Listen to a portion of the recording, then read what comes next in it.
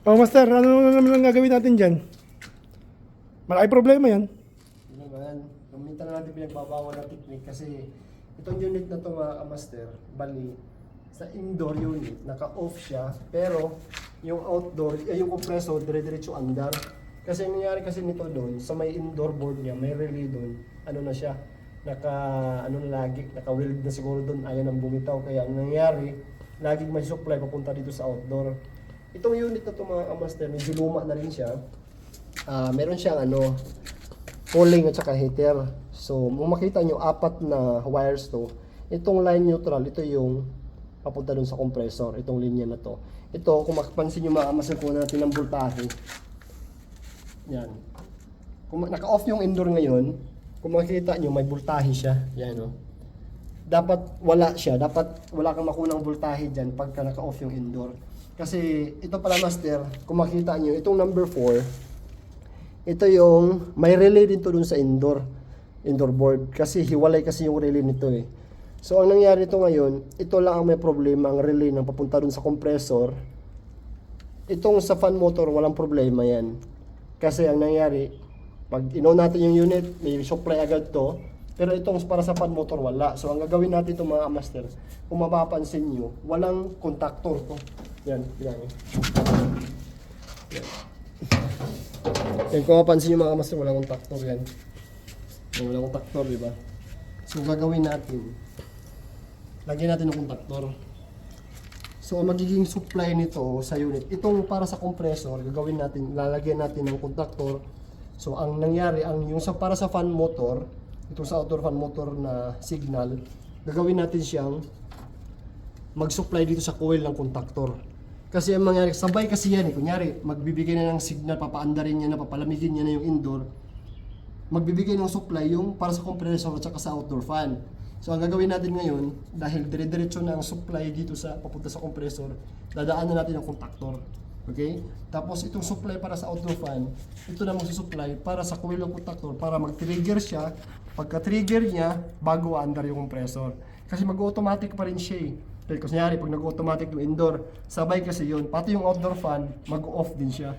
So mangyari ito, gawin natin ito. Okay? Lagyan natin ng contactor. Hanap lang tayo ng paraan na saan natin ilagay itong contactor sa area niya. Okay. Sige, tanggalin natin. Sige. Tanggalin natin, tapos usog natin itong kapasitor para may location yung contactor. Okay, so tinanggal natin yung mga screw. Tinanggal yung partner. Yan. Okay, so usog mo lang.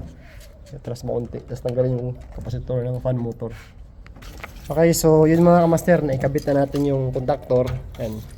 Kung mapapansin nyo mga kamaster, share ko lang sa inyo mga kamaster yung connection nito. Bali ito mga kamaster, itong number 4 na to, dati diretso sa fan motor to, sa outdoor fan motor. So ang ginawa natin, nilagay natin dito sa coil ng contactor para ito na siya ang mag-trigger sa contactor. Okay? So, ito namang isa, itong one na ito yung may problema talaga, di ba? Itong relay niya dun sa indoor.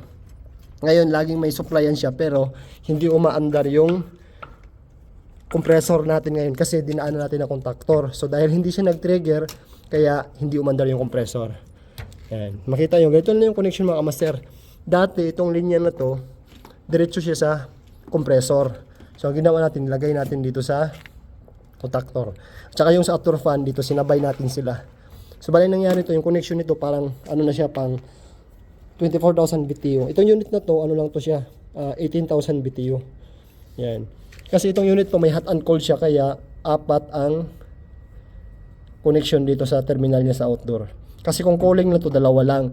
Kung cooling lang to, hindi natin pwedeng gawing ganito. Okay, so pag heater, kaya pwede nating lagyan ng contactor. Kasi nakahiwalay yung relay ng outdoor fan. Okay, so ito yun mga kamaster, ganun lang ka simple na connection niya. So itong coil ng supply, ito isang linya, nilagay natin sa neutral, kinabit natin dito, kasi itong linya na to, papunta din dito sa neutral nito. Yan. So itong linya, dito sa contactor, ito yung input, ito yung output. Ito yung papunta dun sa compressor at saka sa outdoor fan. Pag nag-trigger siya, andar na yung outdoor fan at saka compressor. Okay, so ipa-on natin ngayon. On, sige, on yung remote. So, ipa-on ni, ni partner ngayon doon sa indoor. Yan. Pagka-on ngayon sa indoor, pag magbigay na ng supply dito sa, papunta sa outdoor fan, dahil nilagay natin dito sa coil ng contactor, so mag-trigger na siya, aandar na yung outdoor fan sa compressor. Dati kasi kahit naka-off yung indoor, diretso andar compressor, pero yung outdoor fan hindi. Yan. Sub natin. Yan. Kung mapansin yung mga master, umandar na. Mandar na yung outdoor fan, mandar na rin yung compressor. Una natin ang pirahe. Pakita ko sa inyo. Yan, makita nyo. 8.7. Okay, so malamig na rin siya. Ngayon, hindi to ibig sabihin nakadirekta master. Pag nag-automatic dun sa indoor, ma-reach niya yung temperature, mag-go off pa rin dito. Kasi yung outdoor fan, yung signal ng outdoor fan, mag-go off din yun. Galing dun sa indoor. Yung niya, magbibigay siya ng signal. Okay, so goods na to.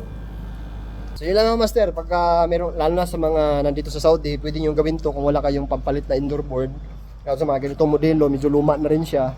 Kaysa palitan nyo yung universal, di ba? Yun, ito, ano pa rin lahat, original pa rin, stock pa rin yung remote, yun pa rin yung gagamitin natin. No? Wala natin, yun lang, dinagdag natin yung contactor. Tsaka baguhin lang yung connection niya. Okay? So, goods na to mga, yan, goods na to. Okay, bye.